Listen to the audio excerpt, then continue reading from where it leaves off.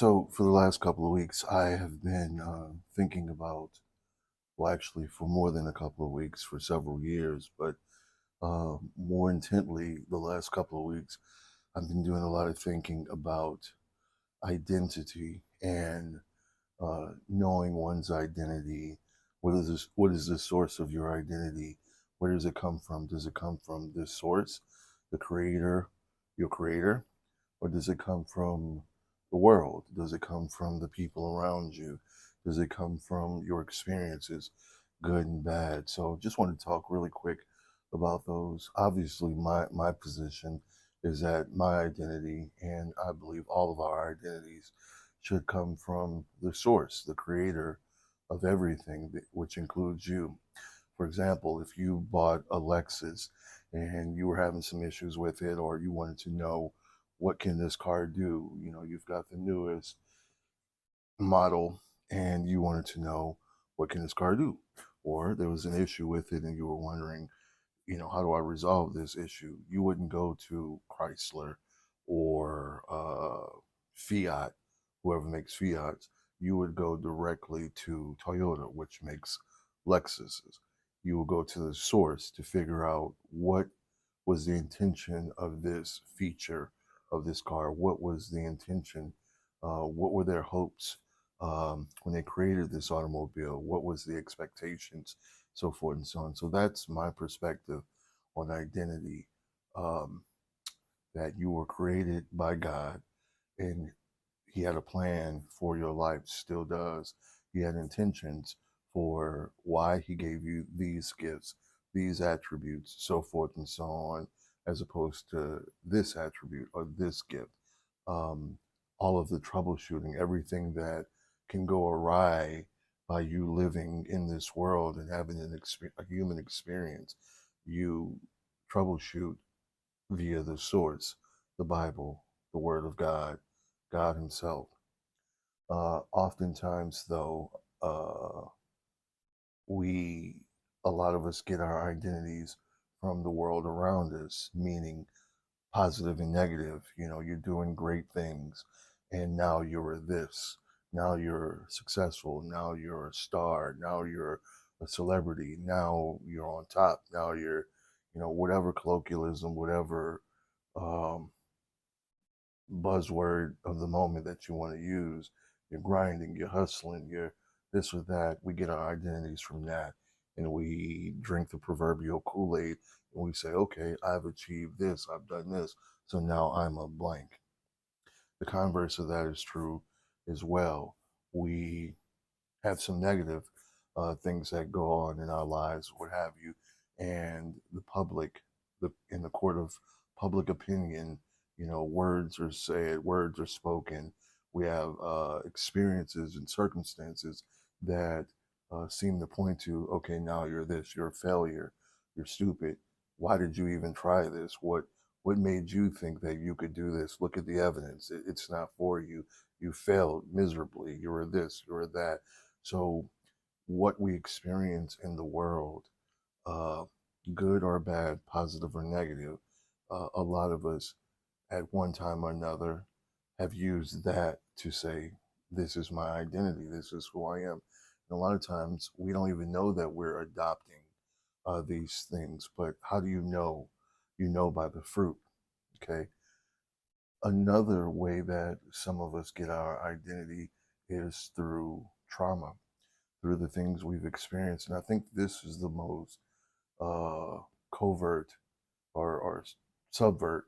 Uh, this is the one that goes least detected, is what I'm trying to say. Um, we have negative experiences, all of us have. We have negative experiences in our childhood, in our adulthood. It doesn't matter when it happened, we all go through them.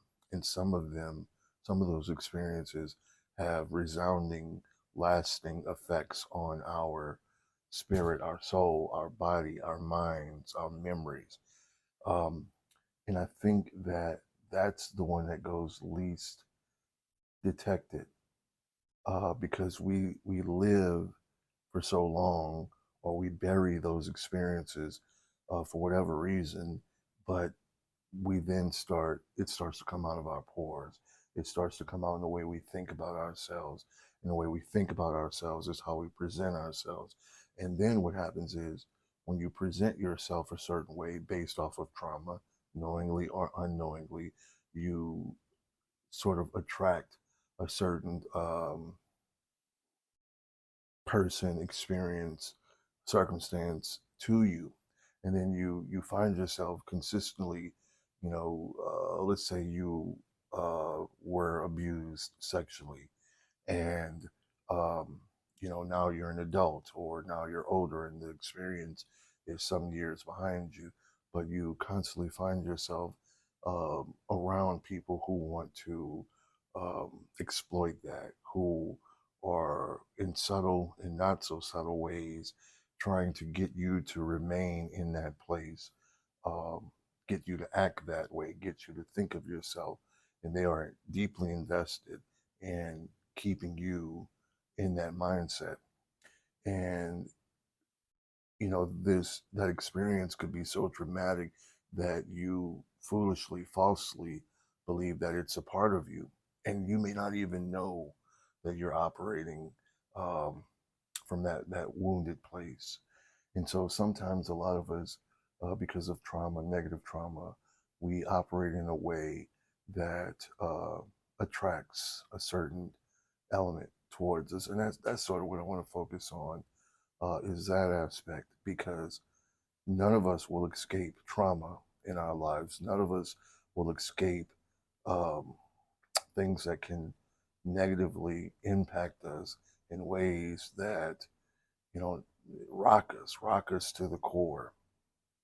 And what my hope for people is that we begin to unpack those things, and we start to follow the breadcrumb trail, as it were, connect the dots, and start to see how some of our relationships, some of the things we pursue or don't pursue, are directly connected to, directly attributed to how we see ourselves, which unfortunately could be based on some of the trauma that we've experienced. So I just want you to consider that. I want you to consider, what relationships are you currently involved in, whether serious or not, that can directly be tied to trauma? What do I mean by that? Are there relationships in your life? Are you connected to people? Are you remaining connected to people when your your heart says to move on? You know that this relationship is only based off of trauma, or something along those lines, but you stay connected to them for whatever reason. You don't know why. You don't know why. You don't know why you still accept their phone calls. You don't know why you still respond to their texts. You don't know why you still entertain their conversations. You're torn. You know that, this is not healthy for me, but there's something in you that still remains connected.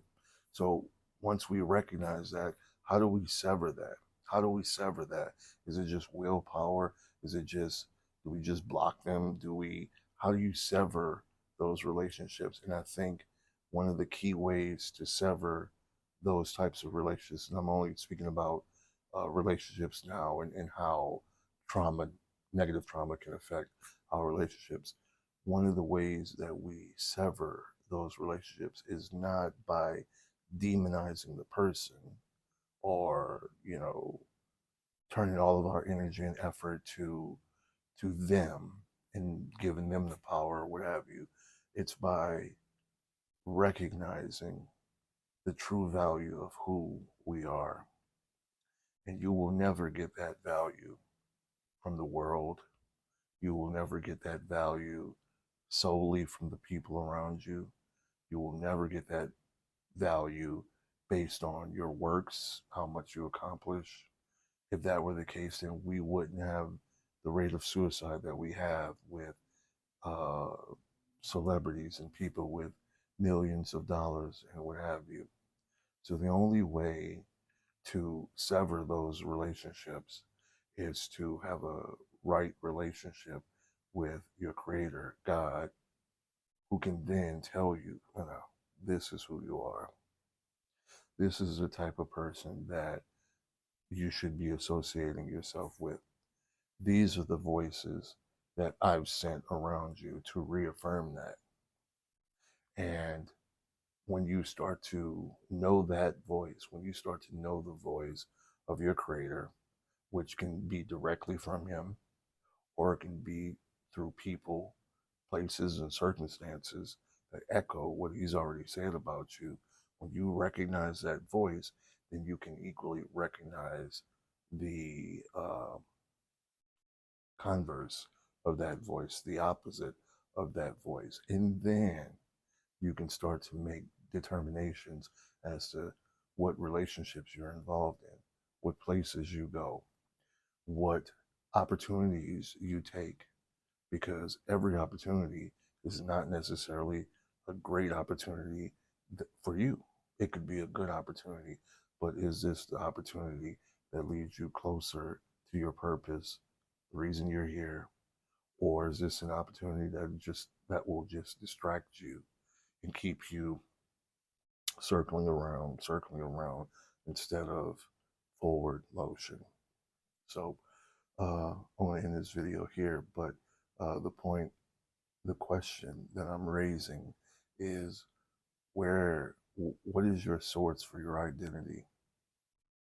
And if it comes from anything else other than the source, God, then I challenge you to realign yourself with your source, God, and to ask him, what was I made for? Like the Billie Eilish song, what was I made for? And I believe that he will, in his time, in his way, reveal that to you. In going through that process, I implore you to take an assessment of the people in your life, the places, the circumstances in your life, and ask yourself,